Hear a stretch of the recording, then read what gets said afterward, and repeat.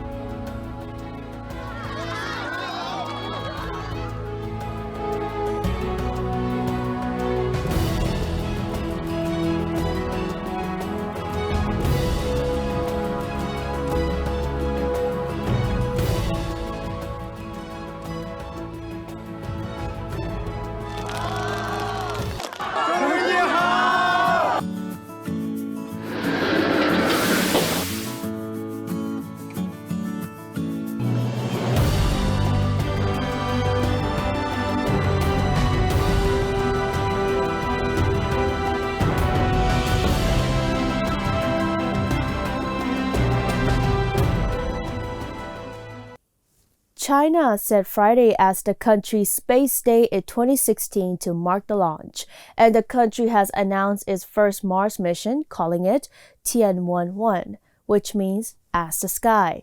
Friday marks the 5th Space Day of China and the 50th anniversary of China's satellite launch. President Xi Jinping wrote a letter of appreciation to the senior scientists involved in the launch. It was Dongfanghong-1, which means the East is red. President Xi also encourages young scientists to learn from the older generations and explore more China space programs. Singapore has built a solid reputation as the most food-secure country, while other regional economies fall much lower on the annual Global Food Security Index. With COVID-19 impacting nations across the world and lockdowns being extended, can Southeast Asian countries maintain their food supply chains? CGTN Miru has the story. With the ongoing COVID-19 crisis, food security in the ASEAN region could become even more of an issue for the most vulnerable. The tiny island nation of Singapore is almost completely dependent on food imports, producing only 10% of its nutritional needs locally. There's been a recognition within the government of Singapore's vulnerability to food imported from outside. So there's always been plans, but the most resilient strategy to import 170 countries. That's actually part of a systematic planning exercise to try and ensure that we don't have over-dependence on a small number of countries for a single food product. Experts say that many governments in Southeast Asia have adopted stronger food security policies after the last global food crisis of 2007-2008, when some countries only had stockpiles of a few weeks and were battling rising commodity prices, including oil. Countries have become more cognizant of the need to stockpile more than, say, a month or 2 weeks supply. So now a lot of countries have sort of 2 to 4 months of stockpile. Now oil prices also come into play. If the oil prices are high, obviously oil prices are low, they have a bit more buffer to spend on other things, including support and subsidies for the most vulnerable in their populations, and also obviously buying food. Despite the fact that governments in the region are better prepared this time around, a perfect storm could be forming, with restrictions on the movement of labor and border closures impacting logistics and therefore food supply. This can lead to artificial shortages even when there is enough food in circulation. We have a number of policies that limit the movement of people, and by limiting the movement of people, you limit the movement of goods, and you create shortage in urban centers, for instance. We have seen directly policies that restrict the movement of goods and what we call export restriction, like Vietnam has done for rice. And for a country like Philippines, it's a very important challenge because we import a lot of rice, including from Vietnam. If the price of rice go up, because that will be the direct impact of this shortage on the market, you may see food instability. This year, Vietnam holds the chairmanship of ASEAN, an association with aims to encourage joint endeavors in Southeast Asia. To prevent the region from experiencing another food crisis, experts believe that policymakers should collaboratively manage food supply chain issues during the coronavirus pandemic to avoid panic and protectionism. Mei Lu, CGTN, Singapore. The World Health Organization says the spread of the virus in Eastern Europe seems to be slowing down, but it says they are worrying upward trends in Africa, Central and South America, and Eastern Europe. And the WHO chief is warning all countries to take the risk seriously. Take a listen. Most countries are still in the early stages of their epidemics. And some that were affected early in the pandemic are now starting to see a resurgence in cases. Make no mistake, we have a long way to go. This virus will be with us for a long time. In the battle against COVID-19, contact tracing, tracking the infected to separate them from those who aren't, may be crucial in allowing cities and states to reopen for businesses. That monumental task now has two powerful tech players working together to come up with a solution: Apple and Google.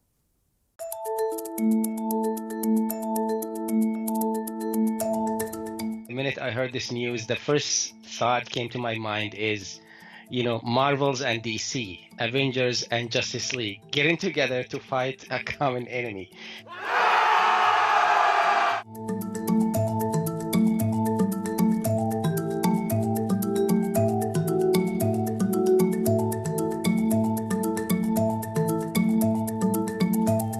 This brings it to almost half the planet, because half the planet has a phone that runs either iOS or Android. So almost instantaneously, we have this potential global solution. Now, and that sounds great. The challenge is the fact that Bluetooth is not super precise. The problem is everything is hackable. In the world of cybersecurity, there is no perfect system. You can add to the top of that one is the Bluetooth itself. Yes, it's encrypted, but at the same time, you can have false positive. You're receiving weak signals from different places. The plan for Google and Apple is to, in May, start allowing interoperability between iOS and Android devices and to allow public health authorities to build apps on top of those systems. Then, in later months, the two companies will build broader-based tracing platforms within the operating system, but all those plans depend upon users opting in. It's a very difficult civil liberties kind of discussion that's going on, and a privacy discussion. But I think there's no question in my mind that after this all starts to play out, other questions will start to be raised about how phones are being used or potentially could be misused in ways that people are not going to care for. You have to remember, too, is we just came from 2018 and 2019 with tech companies themselves being actually, at the middle of a big scandals about, selling privacy, selling all the information. Now you are bringing them to the picture saying that those people are going to help you. This is the opportunity to show the users and society that we can help. We know how to do it. Now we would like to show you that how can we help you.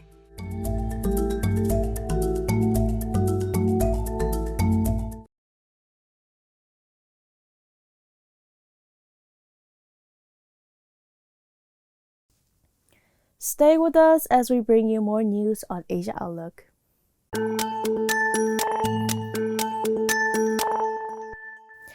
China's Ministry of Commerce says that foreign investors remain optimistic about China, adding that it does not expect any large-scale withdrawal of foreign firms from China despite COVID-19. CGTN's Zheng Xinzhuang explains. Anime characters, manga books, toys, and colorful stickers are everywhere in this office, the regional headquarters of Japanese mobile game developer K-Lab. Featuring popular anime characters, the company's games had been downloaded more than 150 million times worldwide as of last September. They include Love Live School Idol Festival, co-developed with Japanese IP firm Bushiroad. Now, to further expand its business in China, the company is working with domestic firms to develop new products tailored to local tastes. The past few years have witnessed a rapid growth in China's game industry, which was worth 200 billion yuan last year, the world's largest market. We have developed a game based on the anime Bleach with Beijing Kunlun Lexian Network Technology Company, and distribution was expanded to an additional 147 countries and regions last year, including North America and Europe. We will accelerate our IP development in cooperation with other companies, especially Chinese firms, which now have strong capabilities in game development. Having operated in China for 8 years, the company's Shanghai branch now has more than 70 employees, with most of the management Chinese nationals. Sakurada says COVID-19 has not impacted the company's business performance much, and that they are confident about future prospects in China. It's not only Japanese game developers like K-Lab, which have found they can best expand here by working with Chinese firms. The Japanese new media art group TeamLab, which specializes in creating immersive art exhibitions, has decided to open a new art space here, only 6 months after it debuted its first long-term exhibition in China last November. Covering 6,600 square meters on the Huangpu riverfront, TeamLab Borderless Shanghai showcases some 50 digital artworks. The museum has attracted nearly 160,000 visitors as of January, and operations are now back to normal following its reopening last month after 2 months of closure during the virus outbreak. We will open a new space in our museum where visitors will be able to draw marine organisms, paint them in color, and then project their finished paintings on the wall. The space will be connected to TeamLab Borderless Tokyo, so that fish drawn by visitors in the museum in Shanghai will appear in Tokyo, and vice versa. We also have plans for museums in other cities, like Beijing. More Japanese firms are planning to put their fingers into the pie of the Chinese culture and entertainment market. Japanese bookstore chain Tsutaya has just picked a century-old building in Shanghai's redeveloped Columbia Circle Cultural Park for its Shanghai location. According to the Ministry of Commerce, as of April the 14th, more than 70% of 8,700 surveyed major foreign enterprises in the country have now resumed at least 70% of their business activities. Zhang Shishen, ICS for CGTN, Shanghai.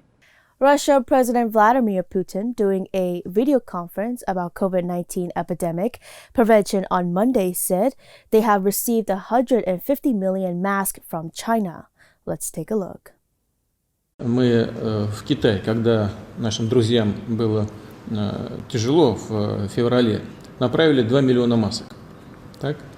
Сейчас из Китая к нам уже поступило на сегодняшний день 150, по разным каналам, 150 миллионов масок. The Philippines has extended a strict lockdown on the capital Manila till May 15th and expand the measures to other badly hit areas in the Philippines. Authorities will ease restrictions in lower risk regions.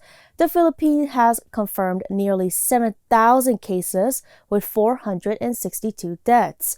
The decision would mean it is 2 months lockdown for Manila, where about 70% of the total cases have been recorded.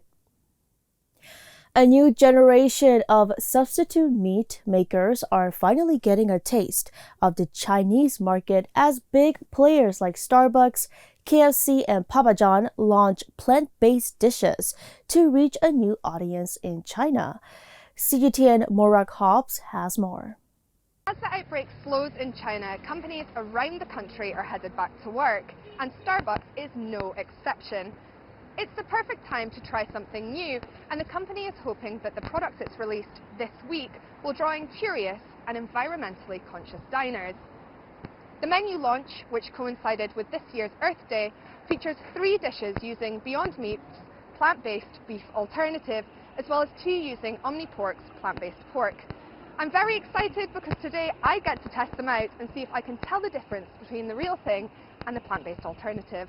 It's a big step for these companies to expand in Asia, where meat alternative products have not yet gained the same popularity as in the US and parts of Europe. Hello, how are you doing this morning? Good, thank you. I hear you've got a new menu for me to try. Okay, I'm going to have to try the lasagna, please. And can I also have a Vietnamese-style noodle salad? Thank you so much. I will do. Now the fun part. So not only is the launch using plant-based proteins, but also using biodegradable packaging, as you can see, all fully compostable. And they've also included at all their stores oat milk. So I've got an oat milk latte there. Looks perfect.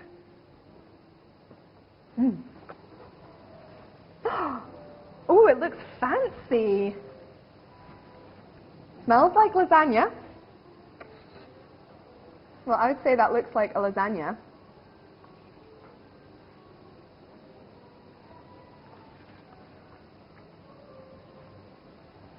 That tastes just like a lasagna. That is good. I'm not gonna lie. Okay, I need another bite of that. Although meat alternatives are typical in traditional Buddhist cuisine, they haven't yet been accepted by China's younger generation in the same way they have in the West. However, as the country sees some of its highest pork prices in years, it's the perfect time to introduce such alternatives. This noodle dish, using substitute pork, is trying to do just that.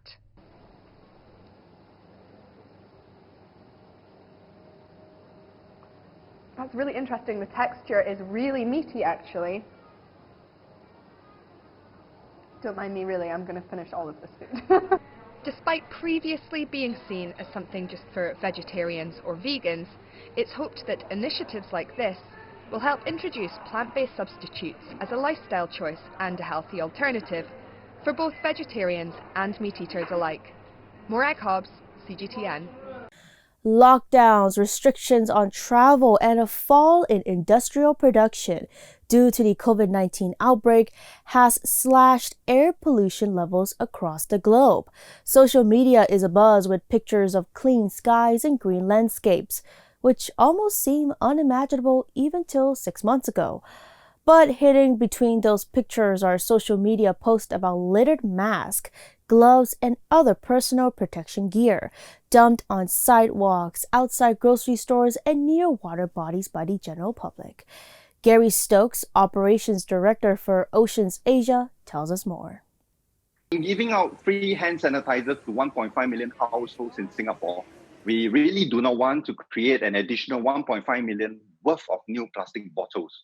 Now, if we all look around our homes, we will find some empty, unused bottles lying somewhere around. And all we have to do is to wash and clean them, and they can be reused and recycled again to collect the hand sanitizer. In this way, we all promote a more sustainable way of living, help reduce.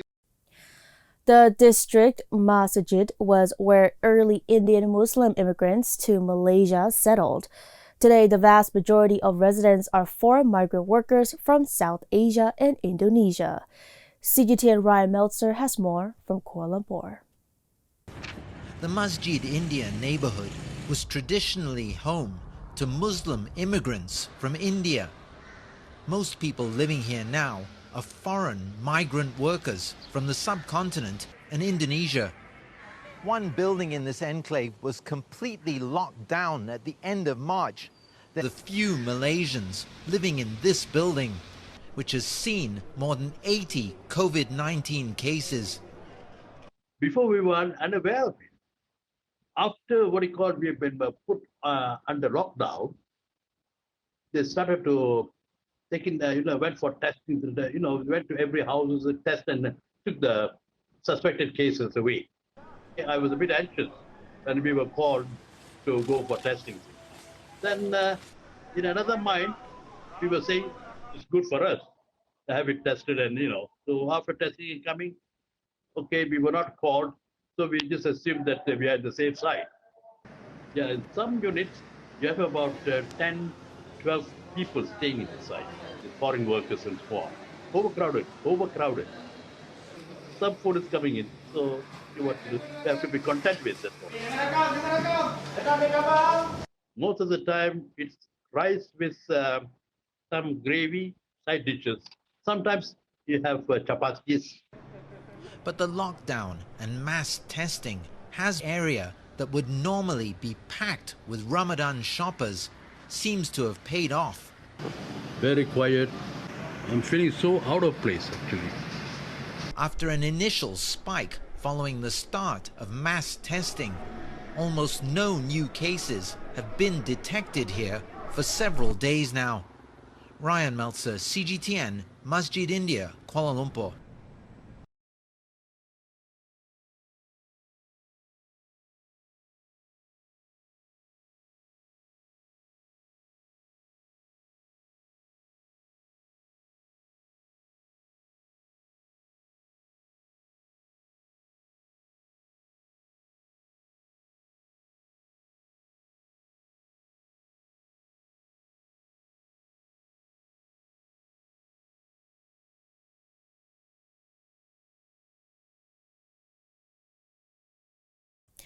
There are more news coming on Asia Outlook, so make sure you stick around.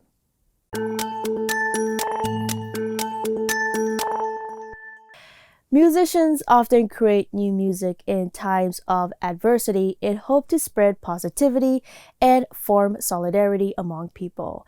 And in the midst of the recent coronavirus pandemic, artists are once again joining forces. Let's take a look at some of history's most memorable tunes and find out what stars of today are doing to contribute. CGTN Louisa Lee has more from Beijing. There's no doubt that tragedy often spurs art and inspires musicians. Michael Jackson's Heal the World, a song about children and countries suffering from unrest. Bruce Springsteen's Streets of Philadelphia, a tune about dealing with AIDS. All You Need Is Love by the support of the nonviolence and anti-war ideology of the 1960s. And Queen's We Are the Champions, which was among a handful of tunes played during the 1985 Live Aid charity concert, united a live crowd of more than 70,000 people, along with a global viewership that surpassed 1 billion. The momentous music event raised more than $125 million for famine relief in Africa. These are just a few examples of the many songs that carry weighty messages. And the significance of influential songs are not only in the past. The recent coronavirus pandemic is bringing together big-name musicians like Elton John, John Legend, Celine Dion, and Jackie Chan for the One World Together at Trying Time. The list of live-streaming musicians performing is getting longer and longer as we speak, so let's connect with some of them to find out what they're doing for their housebound fans. Penned during the social distancing period, Los Angeles-based Welsh artist Paul Freeman showcases his newest tune, Disappointed, exclusively for us. Because your pain is mine, and it rings for you, the bell for all the broken hearts, the ones who lose, the disappointed from the start, to show them who we are. Come now, Everybody said it. We know that LA is a mecca for musicians, but with the whole situation, everything is pretty much on a standstill right now. So how are you holding up? What are you doing to stay inspired? I do quite well when I'm locked in a room on my own anyway, so I've never had a problem with that. But LA in general, it's kind of, it's got such an apocalyptic feel to it that it's kind of quite easy to draw from that for inspiration. In times like this, you need music. Like, you know, back in the days when radios didn't exist and people would sit around and sing folk songs at campfires and candlelight. He says that with the extra time he has now, he's able to really concentrate on what he truly loves, which is the pure enjoyment of playing music. For me, at least, I've gone back to the core of what inspired me to even pick up a guitar in the first place when I was young. For the first time in years, I'm able to just sit around and play just for the fun of it. Danish drummer Jesper Christensen, who is often seen playing for Foo Fighters' Chris Shiflett and Wilson Phillips, says that his music world has stopped in a matter of 24 hours. And with no gigs till May, he is finding ways to get back to his local community with what he knows best. You know, a lot of people do like solo shows online on Zoom and Facebook and Instagram Live.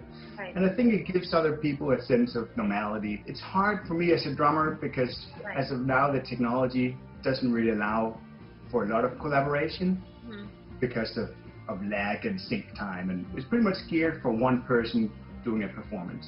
So right now, I've been programming drums for the church that I play in on Saturdays, and that's nice. Yeah, so that's kind of how I can contribute. After being on lockdown for months, Beijing-based New Zealand musician Daniel Truman, who also plays for the Soul Shake Band, has been on a quest to perform as many songs as he can online, in hope to warm people's hearts and bring smiles to their faces. I've been doing ISO jams, or known as isolation jams, where basically it's a wonderful feeling knowing that I can cater to their entertainment in a virtual sense. Like, it reminds me why I do this job. And way up above or down below, when you're doing Isolation blues, to breaking the cycle of anxiety, the sound of music is powerful enough to move us.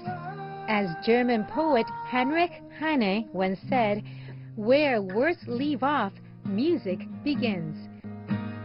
Lights will guide you home. Louis Lee for CGTN.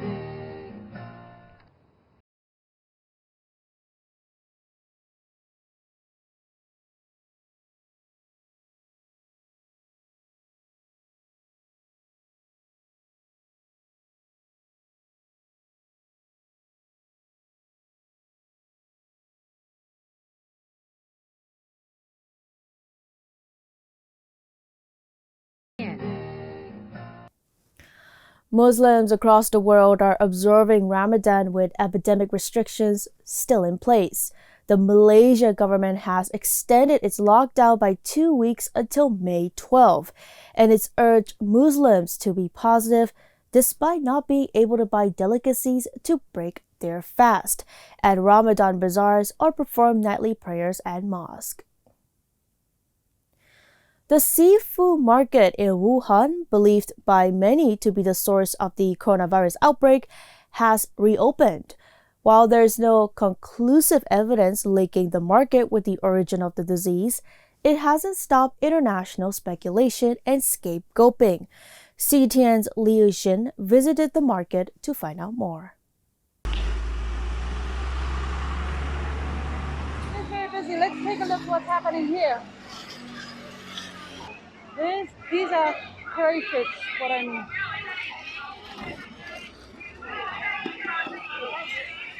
They're really famous here, very delicious. But this is also first time I come and see a market, how they sell it, how they trade it. But people keep coming in, and there's a woman who's using a loudspeaker to tell people to keep distance. A little bit difficult here.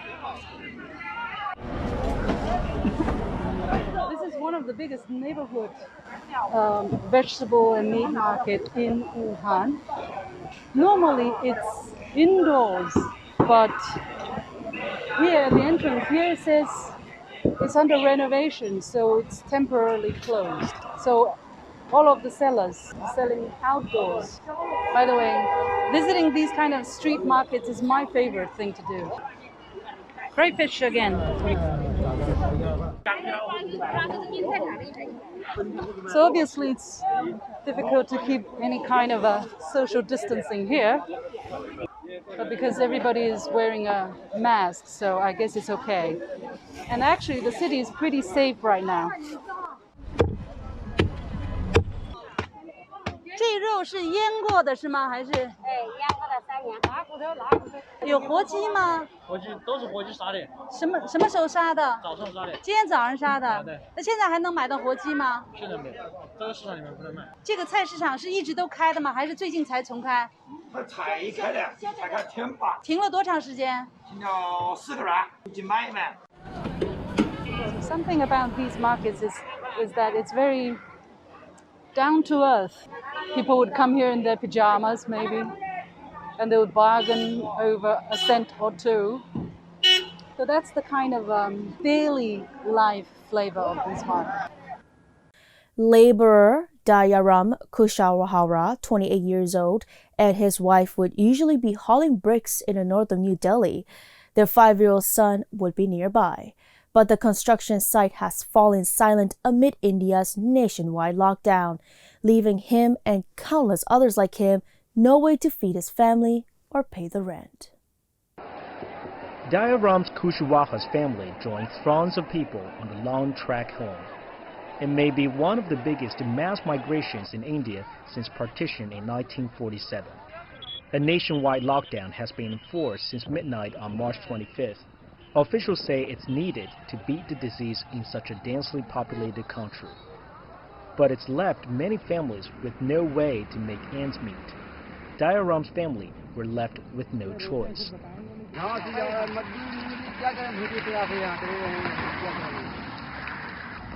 Dayaram hit the road with his extended family of nearly 50 people. They faced a walk of over 500 kilometers to their native village in central India. It was an exhausting journey, but the police were never far away, ordering them to keep moving if they stopped to rest. After 4 days of walking,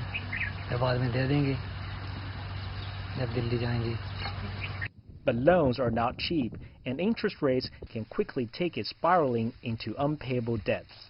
Dayaram doesn't plan to stay here for good. Millions of Indian migrant workers are in the same position, trying to ride out the pandemic in the months ahead.